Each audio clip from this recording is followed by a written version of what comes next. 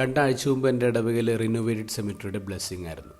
അപ്പം എൻ്റെ ബ്ലെസ്സിങ്ങിന് വേണ്ടി ആശീർവാദ പ്രാർത്ഥനയുടെ പുസ്തകത്തിൽ ബ്ലെസ്സിങ് നോക്കിയപ്പോൾ അത് കാണാനില്ല. കാരണം അത് റെയറായിട്ട് നടക്കുന്ന കാര്യമാണല്ലോ. പിന്നീട് ഞാൻ ബിഷപ്പ് ഹൗസിൽ വിളിച്ചപ്പോൾ സെക്രട്ടറി എനിക്ക് പ്രാർത്ഥന അയച്ചു തന്നു. അങ്ങനെ ബ്ലെസ്സിങ് നടത്തിയത്. ഈ ഒരു സിമിലർ സിറ്റുവേഷനാണ് ഇന്നത്തെ ഗോസ്പലിലെ പ്രീസ്റ്റ് നേരിടുന്നത്. ക്രിസ്തുവിൻ്റെ കാലത്ത് ഒരു കുഷ്ഠരോഗിയെ കുഷ്ഠരോഗിയാണെന്ന് സർട്ടിഫൈ ചെയ്യുന്നത് ഒരു പ്രീസ്റ്റാണ്. പ്രീസ്റ്റ് തന്നെയാണ് ആ കുഷ്ഠരോഗി സുഖപ്പെട്ട് കഴിയുമ്പോൾ അവൻ ക്ലീനാണെന്ന് സർട്ടിഫൈ ചെയ്യുന്നത്. അപ്പോൾ ഈശോയുടെ സമയത്ത് കുറേ കുഷ്ഠരോഗികളുണ്ടായിരുന്നു. അതുകൊണ്ട് ഒരു കുഷ്ഠരോഗിയെ കുഷ്ഠരോഗിയാണെന്ന് സർട്ടിഫൈ ചെയ്യാനുള്ള കാര്യങ്ങളൊക്കെ കുറേ ഉണ്ടാവും. പക്ഷെ സുഖപ്പെട്ട ആൾക്കാരുടെ എണ്ണം വളരെ കുറവാണ്. പഴയ നിയമത്തിൽ 3 പേരുടെ പേര് മാത്രമേ പറയുന്നുള്ളൂ: മോശ, മെറിയം, നാമാൻ.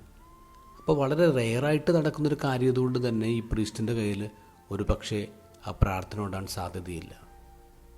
ഇനി എന്തിനാണ് ഈശോ ഈ കുഷ്ഠരോഗിയെ പുരോഹിതനടുത്തേക്ക് പറഞ്ഞു വിടുന്നത്? രക്ഷകൻ വരുമ്പോൾ സംഭവിക്കുന്ന ചില പ്രകടമായ അടയാളങ്ങളുണ്ട്. അതിലൊന്നാണ് കുഷ്ഠരോഗികൾ സുഖപ്പെടും എന്നുള്ളത്. അത് ഈ പുരോഹിതൻ എഴുതി വെച്ചിട്ടുള്ള കാര്യമാണ്, അവർക്കറിയാവുന്ന കാര്യമാണ്. അപ്പോൾ അവർ തിരിച്ചറിയേണ്ടത് എന്തായിരുന്നു? ഈ അത്ഭുതം നടന്നു കഴിഞ്ഞപ്പോൾ രക്ഷകൻ അവരുടെ ഇടയിലുണ്ടെന്ന് അവർ തിരിച്ചറിയണമായിരുന്നു. പക്ഷെ അതവിടെ സംഭവിച്ചില്ല. അപ്പോൾ അവരൊരു ഹോസ്റ്റൈലാവാണ്. അതുകൊണ്ടാണല്ലോ പിന്നീട് നമ്മൾ കാണുന്നത് ഇവൻ പിശാചുകളുടെ തലവനെ കൊണ്ടാണ് പിശാചുകളെ ബഹിഷ്കരിക്കുന്നത്, ആളുകളെ സുഖപ്പെടുത്തുന്നത് എന്നൊരു ആരോപണം ക്രിസ്തുവിനെതിരുണ്ടാവുന്നത്. അപ്പോൾ നേരെ തിരിച്ചാണ് സംഭവിക്കുന്നത്. രക്ഷകനെ തിരിച്ചറിയുന്നതിന് പകരം അവനെ പിശാചായിട്ട് മാറ്റാണ്.